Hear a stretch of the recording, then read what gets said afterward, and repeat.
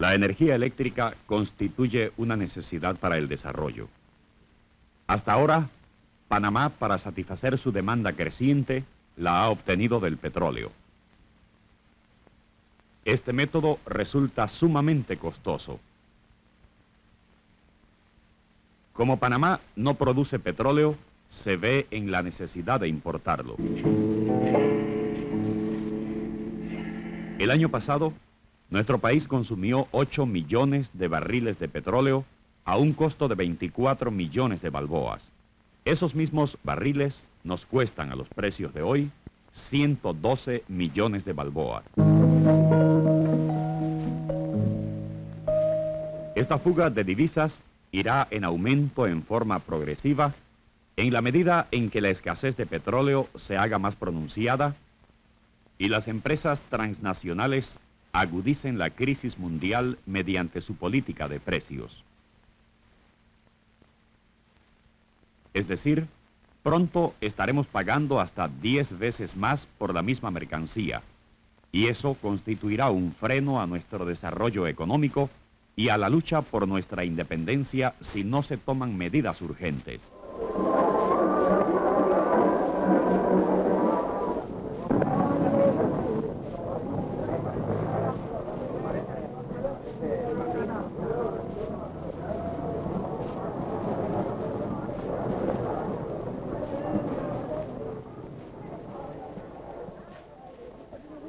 Nuestro país no puede darse el lujo de estancar su desarrollo. La demanda de crecimiento y cambios de estructura en el campo y en la ciudad entra en una etapa difícil en el marco de esa conspiración internacional creada por los monopolios y las empresas transnacionales.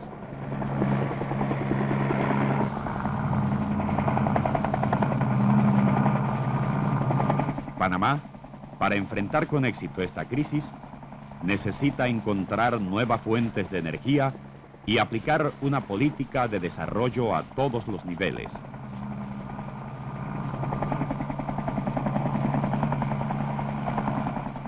Resolver la actual demanda y hacer frente a las necesidades futuras constituye la alternativa puesta en marcha por el gobierno revolucionario.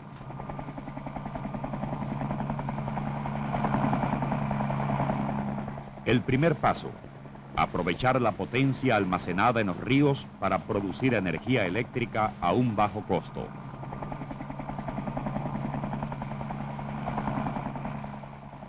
El proyecto de desarrollo integral del Bayano tiene un punto de partida, la hidroeléctrica. Bayano nació como un proyecto de desarrollo integral. Se llamaba Desarrollo Integral del Bayano, a partir de la necesidad de construir una represa para generar electricidad. Eso hacia el este, como quien va para el Darién, de este lado, del lado este del Canal de Panamá. Y se concibió como un proyecto, como un polo de desarrollo, es decir, aprovechar que se iba a construir una represa y que se iban a inundar 35.000 hectáreas de agua y que allí había una población establecida, sobre todo de los grupos gunas, y eran tierras baldías, nadie las estaba usando, con propietarios, como siempre, la tierra tenía dueño, pero era selva. En Centroamérica hubo un movimiento genérico de todo Centroamérica por la necesidad de energía eléctrica para cada uno de los países, ¿no? Y Panamá no escapó de esa urgencia. Y esto se veía la magnitud del proyecto que surgió la idea de plasmarlo en algún documental, en algún documento, y así fue como nos contactaron para realizar el trabajo. El proyecto Bayano es la visión del general Torrijos de poder producir alimentos y fuentes de proteína en otra área que no fuera en las tierras altas de Chiriquí o en la provincia de Los Santos y Herrera, que son provincias ganaderas y producen pues, parte del alimento que llega a la ciudad de Panamá. En ese tiempo se estaba luchando por recuperar lo que ya en 1999 se nos fue devuelto, que era la soberanía y el territorio adyacente al Canal de Panamá, con él incluido.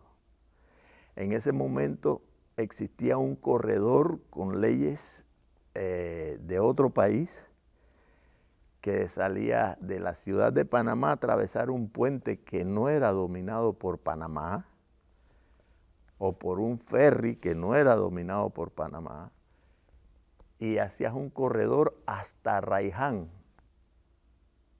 en un territorio que definitivamente era controlado por policía y jueces de otro estado, de un estado norteamericano.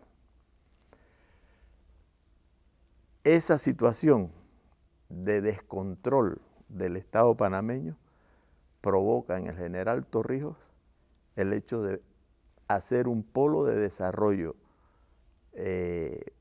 económico y alimentario, de producción de alimentos, mejor dicho, en otro lado que no fuese las provincias centrales y Chiriquí.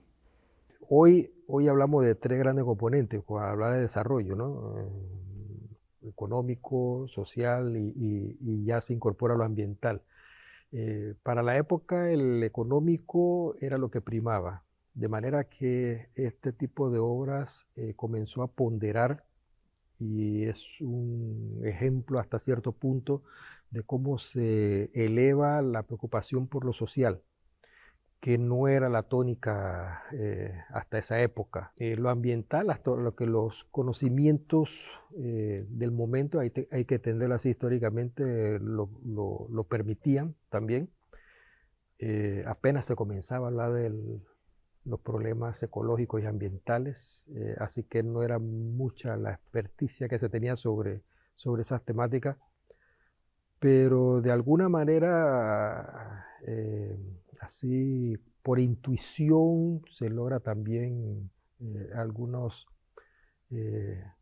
elementos que dicen también se ponderó lo ambiental, o sea, lo social se pondera un poco más que antes, hasta ese momento, y lo ambiental también algo más de lo que no ocurría hasta esa fecha. Ascanio Villalaz había sido designado director general del proyecto de desarrollo integral del Bayano. El proyecto de desarrollo integral del Bayano tenía varios componentes. Un componente era producción agropecuaria, pero otro componente era desarrollar el sector energético del país.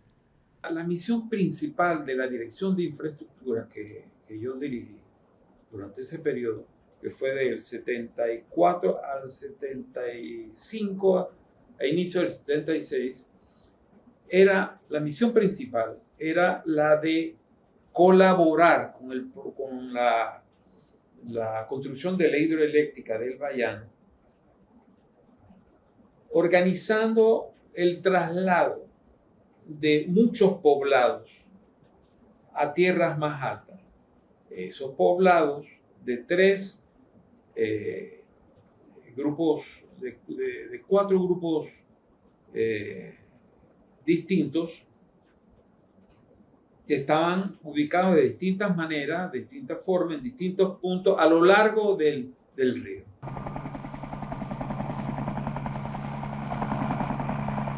Bayano, una cuenca propicia, terrenos bajos, vegetación abundante, afluentes caudalosos y límites naturales de montaña para canalizar las aguas.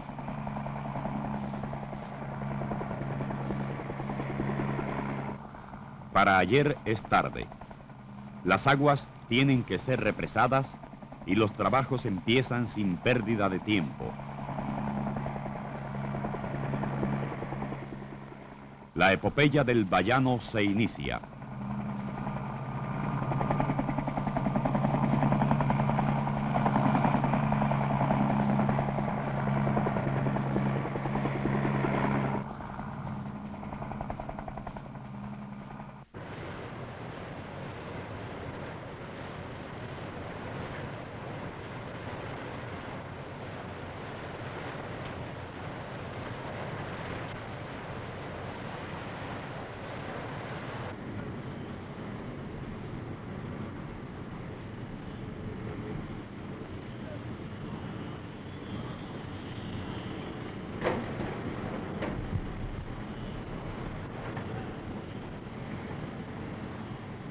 Este proyecto que se va arriba de 60 millones en su totalidad.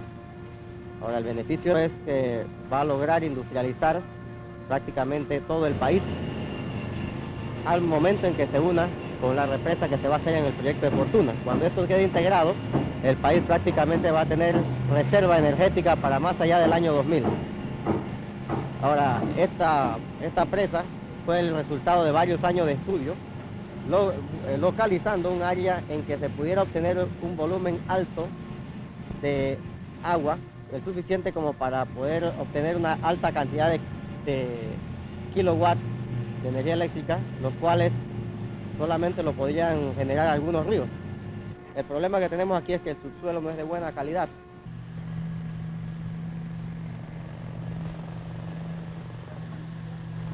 Aquí se trata de las inyecciones de consolidación del suelo, es decir, se sellan las grietas que previamente se han observado por medio de algún test que se ha hecho al suelo. Este trabajo es de gran importancia, puesto que si no se ejecuta en esta forma, podrían haber rajaduras posteriormente en los bloques cuando ya la presa esté completamente terminada. Ahora, a través de la misma presa, por estos agujeros que ustedes ven allí, va a venir lo que llamamos una tubería de presión. Esa tubería de presión es la que va a traer el agua de la presa que vamos a formar, va a pasar a través de la turbina y utilizando lo que ustedes ven, esta tubería de succión, va a producir la energía eléctrica. Este es el área de la misma presa en sí, o sea, la que va a resistir la presión del agua.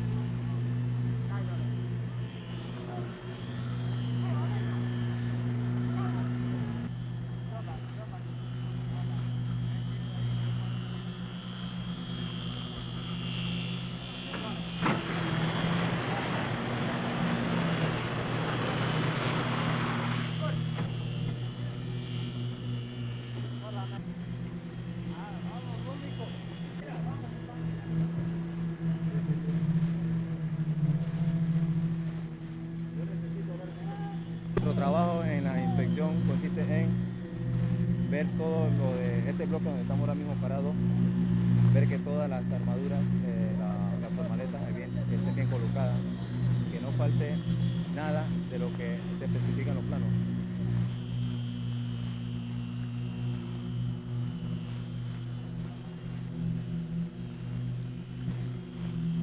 La línea va a llegar hasta donde está la Universidad Santa María de Antigua, tiene una subcentral aquí mismo y una intermedia que está a la altura de San Miguelito. Esta para llevar la corriente allá, que esta al mismo tiempo se va a integrar con una línea que viene de Chiriquí, que ya se está estudiando, el proyecto, con el que llamamos Proyecto Fortuna. Esta línea tiene 300 y tantos kilómetros de longitud y se va a integrar pues con el sistema de la Yeguada. Sin embargo, cuando tengamos la hidroeléctrica de Fortuna, aún ya con ella podremos dar energía hasta Costa Rica, que la está solicitando.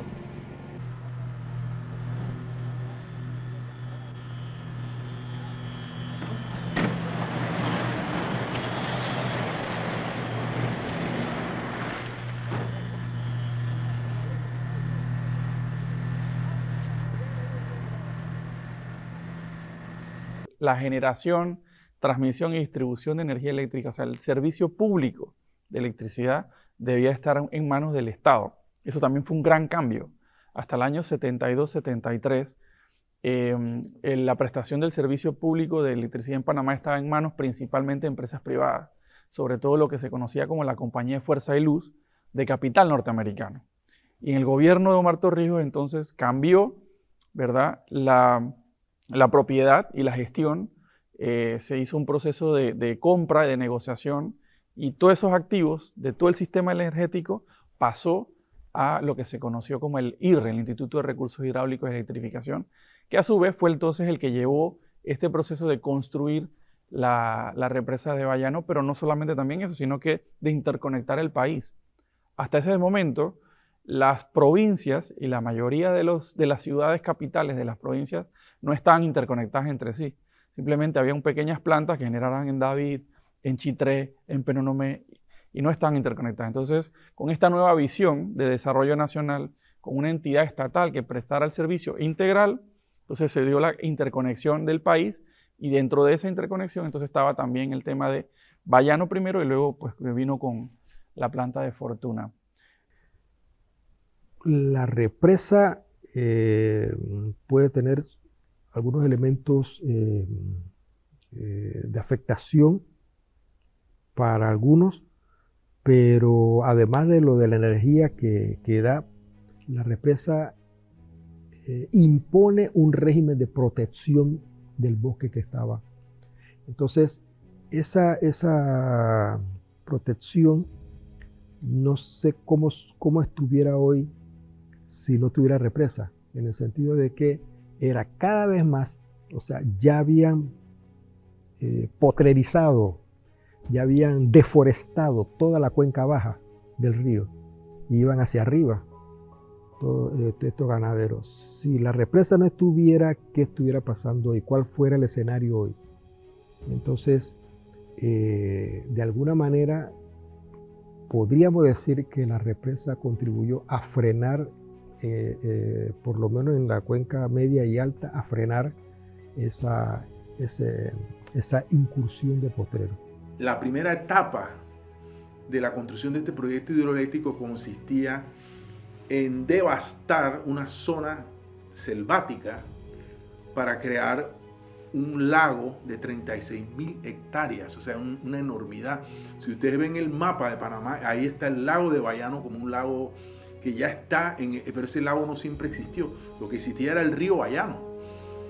Entonces, el proyecto consistía en represar las aguas del río Bayano y crear este enorme lago como un reservorio. Pero ese lago, los bajos que constituyeron el lago era selva, y esa selva había que talarla. Entonces, el primer documental es la odisea, porque fue una odisea, la proeza humana que significó talar esa inmensidad de selva. Y fue tan proeza que hubo un momento en que la mano de obra, la fuerza de obra que fue a talar con motosierras, con hachas, no sé qué, dijeron: nosotros no podemos, la selva nos está ganando, es demasiado duro este trabajo, y la gente comenzó a resistirse a entrar más adentro. Entonces Torrijos se le ocurrió la idea de traer santeños, porque él dijo que bueno, los santeños son bravos con el hacha, traigamos santeños para que ellos son expertos deforestando y tumbando el monte. Y los santeños entraron, trajeron santeños y crearon campamentos de santeños, porque a este territorio le fueron cayendo por distintos lados. Los santeños entraron y también llegaron hasta un cierto punto. Y entonces hubo que reclutar militares. Trajeron a la compañía expedicionaria, que creo que estaba en Río Hato, y trajeron a los machos de monte. Trajeron compañías de militares, hacha en mano, en ropa de fatiga, sustituyeron el fusil por un hacha, y ellos fueron los que completaron las partes más duras del desmontar el bosque, la selva, que sería el lago Bayano. Como los caminos eran provisionales, por alguna distracción que tuvo el conductor, nos volcamos de jeep donde fuimos, nos volcamos. Afortunadamente no pasó nada, yo me raspé un poco el brazo nada más, pero eso no fue gran cosa. pero ahí paró la filmación porque no pudimos avanzar, no pudimos llegar siquiera. Eran como las 5:30 de la mañana, y 5:30, 5:45, y hasta ahí llegó la filmación. El equipo no le pasó nada. Bueno, uno a la distancia piensa que fue fácil, no era fácil, porque eran caminos muy agrestes, es decir, había que hacer caminos caminando, había que meter los jeeps por los basales increíbles, ¿no? para subir montañas, bajar montañas, había lodos por todas partes, incluso había que estar cuidándose de las culebras, de las víboras, sobre todo porque uno tenía que dormir en la zona, entonces tenía que tener campamentos allá al aire libre. Sí, pero para nosotros eso era como un paseo, pues éramos muy jóvenes y eso era hasta estimulante, ¿no? Nos producía, teníamos un placer de estar haciendo esa cosa, la aventura, ¿no? Y la gozamos, es decir, disfrutamos el trabajo ese, a pesar de todas las dificultades.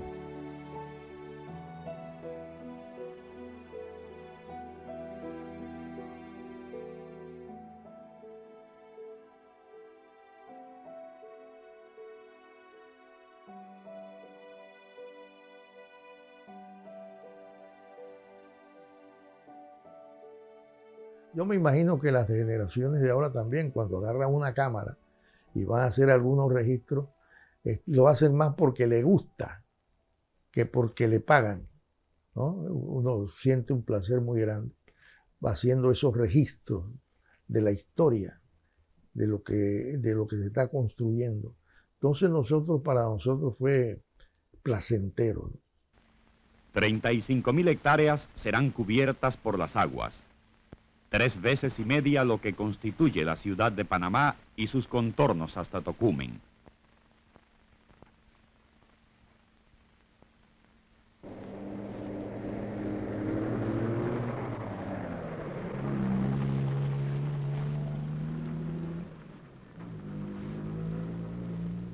El tiempo es oro. El proyecto de desarrollo integral del Bayano tiene que garantizar antes del 1 de abril de 1975, fecha prevista para iniciar el embalse, la deforestación de 12.000 hectáreas. La deforestación es necesaria para impedir en el futuro la sedimentación, las epidemias y otros inconvenientes. La tarea no es fácil. Se trata de una región selvática intrincada, grandes árboles, maleza impenetrable, serpientes venenosas, mosquitos, plagas desconocidas, nudos montañosos, aguaceros torrenciales, caminos de difícil penetración. Más de 1.000 hombres aceptan el reto. Llegan de los puntos más alejados de la República.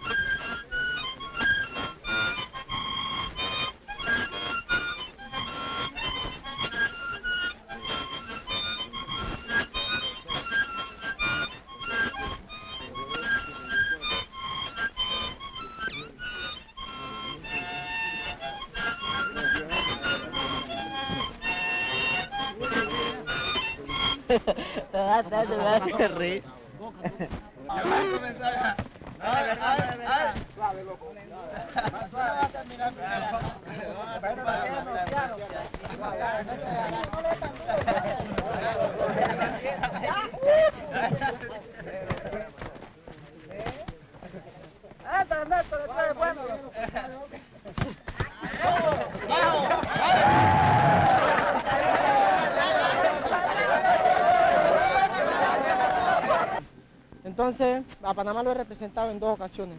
Una vez que fui a Costa Rica trae medalla de plata otra vez que fui a Guatemala. También trae medalla de bronce. Entonces, ahora respecto al trabajo, yo me siento orgulloso de estar aquí trabajando pues con el proyecto, porque yo sé que es un prospecto para el país. Así que me siento orgulloso de servir al proyecto del Bayano. Y tenemos la bandera aquí que es la insignia de la patria, y el trabajo que nosotros estamos haciendo es por la patria. La importancia que tiene este proyecto para el país será sumamente grande, ya que nosotros la vida se nos hará más barata después de nosotros estar disfrutando de este proyecto. Bueno, los problemas que hemos tenido aquí respecto a la comida, que a veces no nos ha llegado a tiempo, la distancia tiene que ver y el transporte. A veces los carros se dañan, como la semana pasada se volcaron 3 de ellos, no pudieron traer mercancía.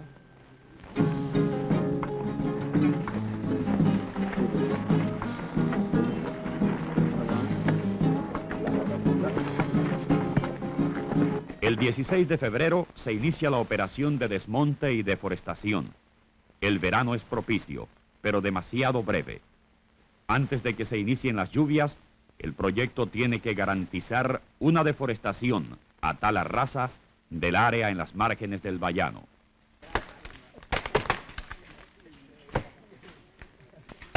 ¡Para la izquierda! ¡Echen para la izquierda! ¡Los macheteros! ¡Regresen para la izquierda!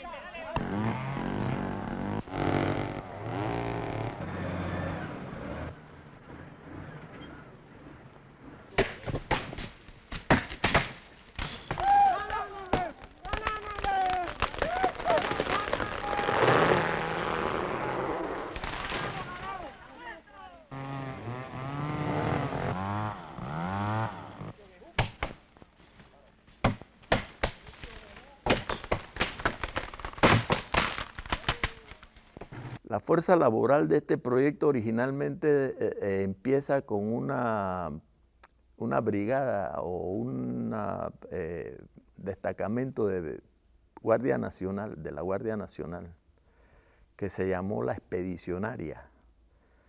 Pero después en el tiempo, porque los trabajos se fueron incrementando, entonces se pidió apoyo a la población adyacente a los lugares donde se iba a hacer los trabajos, porque no era solamente hacer la represa, sino que había terrenos con siembra de arroz, maíz, otros terrenos producían ganado, ese tipo de cosas.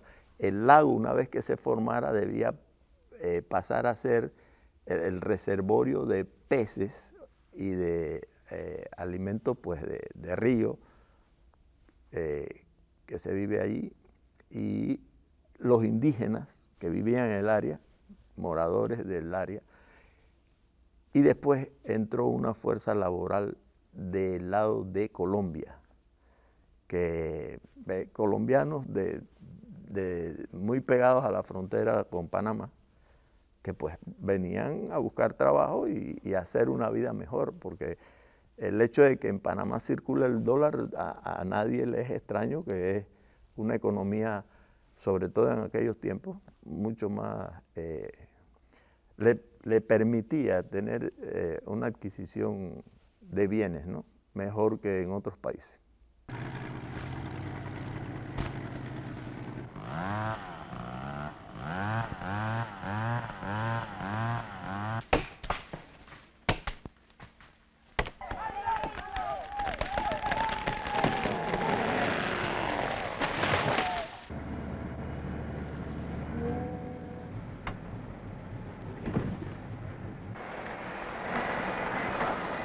Claro que uno tiene preocupación por su familia, pero siempre aquí se escribe o alguien sale y uno manda cartas o escribe o manda el dinero allá.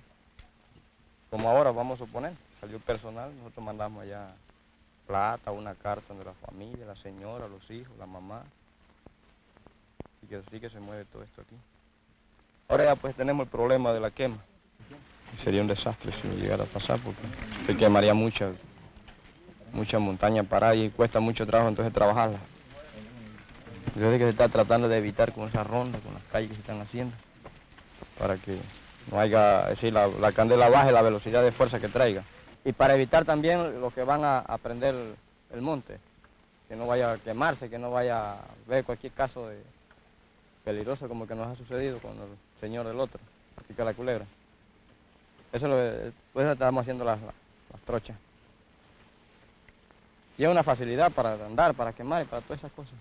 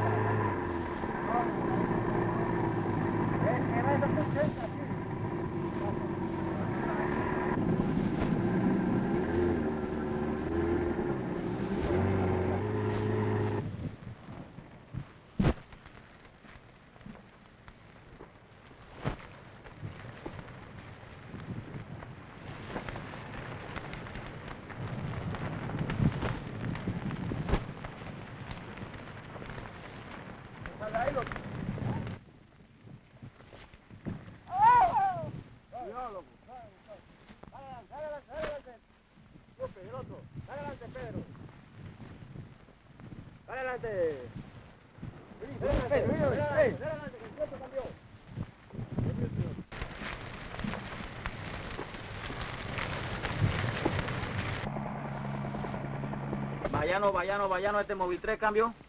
Aquí 3, cambio. ¿Cuáles son las instrucciones, cambio? Informa por radio cuando está listo para iniciar la caravana.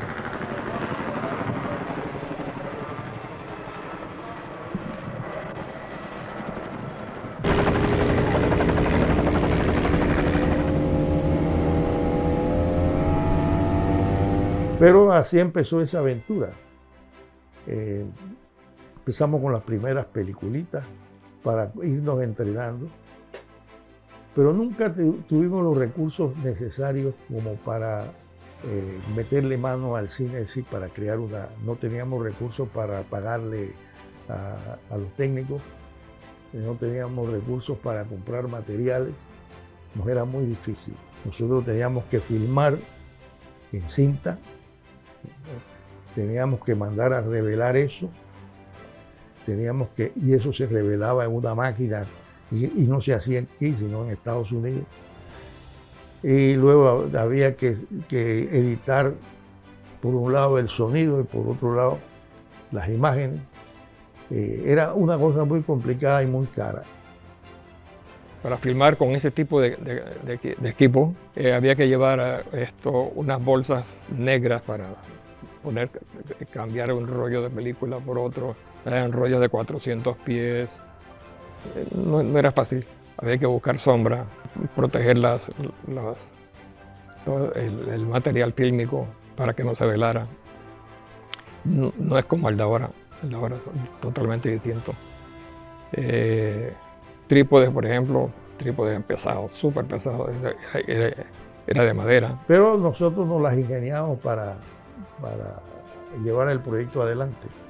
Aquí Vallano Cambio es que cuando había comunicación entre ellos o con la capital, como eso se hacía por radio, entonces el que se comunicaba decía aquí, Bayano, cambio, así dándole la señal para que se estaba comunicando.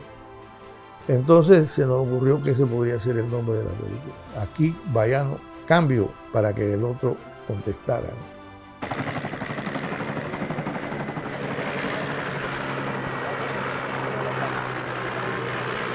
Mira, vamos a hacer una cosa. Ubícate aquí con la piragua. Si nosotros estamos seguros de que estas 3 unidades han salido, porque el problema es que si tú prendes ahora lo vas a atrapar a ellos. Yo no voy a prender, ellos van a prender y yo los voy a esperar. Lo digo, pero es que hay 3 hombres que están pegados allá a la candela, que le hemos dicho que están al camino. Ellos van para el camino. Van para el camino, por eso te digo. Entonces allá ubícate con tu piragua aquí. Ubícate con la piragua aquí. Nosotros vamos a volar. Si esos 3 hombres ya están en el camino, aquí los recogen con los carros y tú haces la operación. ¿Ah? Ya.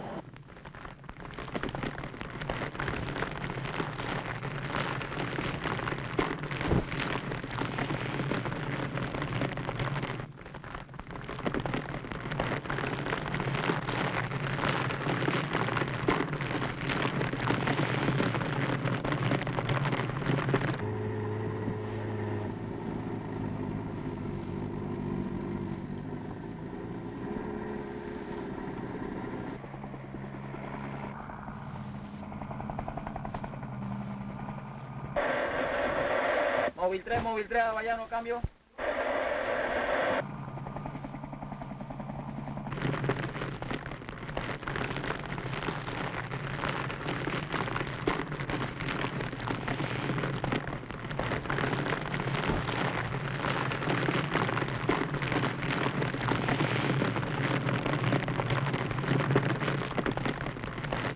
Se inicia la epopeya del Bayano. 2.300 hectáreas consumidas por el fuego en una operación sin precedentes en toda la historia del país.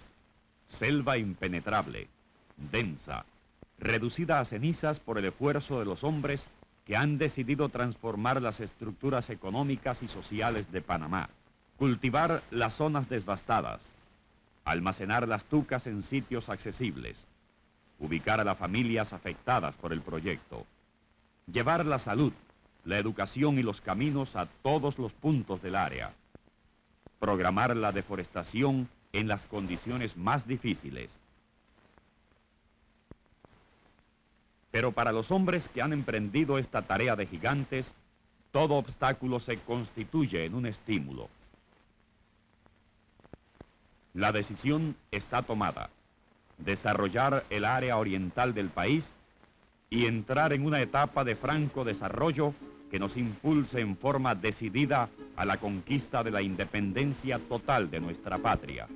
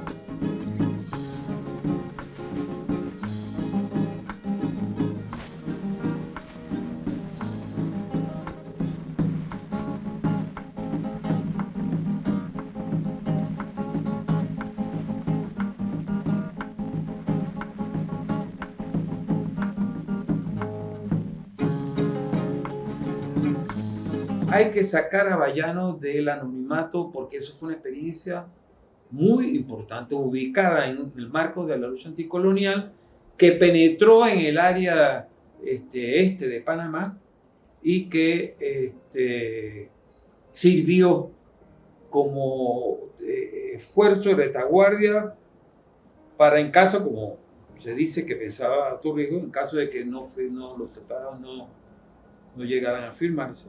Ese sería un punto donde que debía estar poblado y activo. A la cultura comienza a incorporarse relaciones sociales, digamos, más monetarizadas, y eso comienza a modificar pautas de comportamiento, sobre todo de las generaciones que van viniendo después, porque comienzan a dejar a un lado toda la tradición cultural. Estamos hablando principalmente de las poblaciones indígenas, que eran las que habitaban esas áreas, y eso ha llevado con el tiempo a ir, como quien dice, perdiendo lo que les permite a ellos una identidad como nación, en este caso indígena, ya sea de los Kuna o ya sea de los Emberá. Entonces por ahí ha habido todo un proceso en el cual la cultura hoy no es la misma que la de antes de estas obras, ¿no?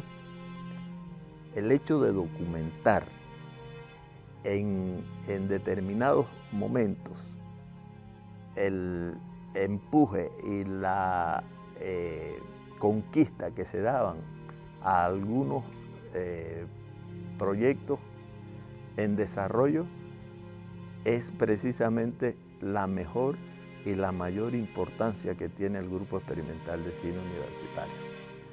Lamentablemente muchas de esas documentos se perdieron porque no teníamos cómo cuidarlos. No teníamos un sistema de almacenamiento que garantizara el correcto uso de ese material, y pues lo que nos queda es lo poco que pueden ustedes mostrar ahora en este rememorando. Nosotros no tenemos memoria, siempre estábamos acostumbrados a hacer las cosas sin registros. Incluso cuando hay registros los botamos. Esto de las películas es importante porque es el único registro que hay de lo que nosotros llamábamos esa epopeya, porque había que ver la cantidad de trabajadores que llegaron ahí de todas partes de la República a derribar una selva de 35.000 hectáreas a punta de machete y hacha.